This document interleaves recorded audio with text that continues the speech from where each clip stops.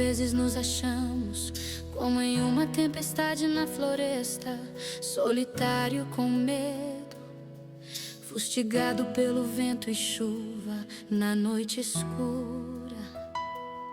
Não enxergamos nada que possa nos dar abrigo, não temos ninguém a quem gritar por socorro.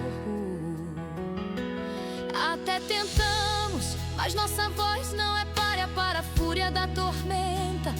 Lutamos contra ela, tateamos no escuro, achamos até alguma árvore que enfim quebra um pouco a fúria do vento. Após horas, ou será dias ou meses, por fim nos rendemos e caímos. Pensamentos de se entregar aparecem insistentes. Quase capitulamos algumas vezes, mas o sentimento de sobrevivência é forte e continuamos. Passam em sua cabeça cenas de sua vida. Seria a hora derradeira.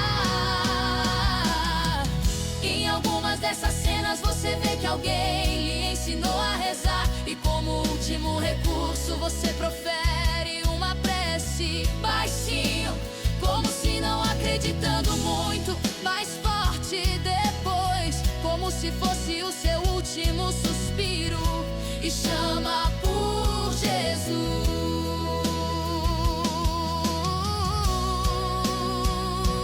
Então, através do vento, da chuva e da escuridão, você vislumbra uma tênue luz.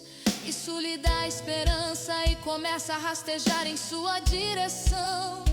A esperança da vida lhe dá forças e tenta se reerguer. Tropeça, mas tenta novamente, até que consegue caminhar. A luz aumenta de intensidade e parece que também vem ao seu encontro.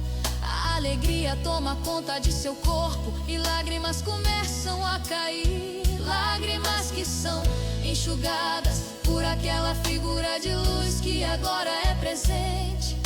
Abraça-o e por milagre a tempestade cessa e a escuridão cessa.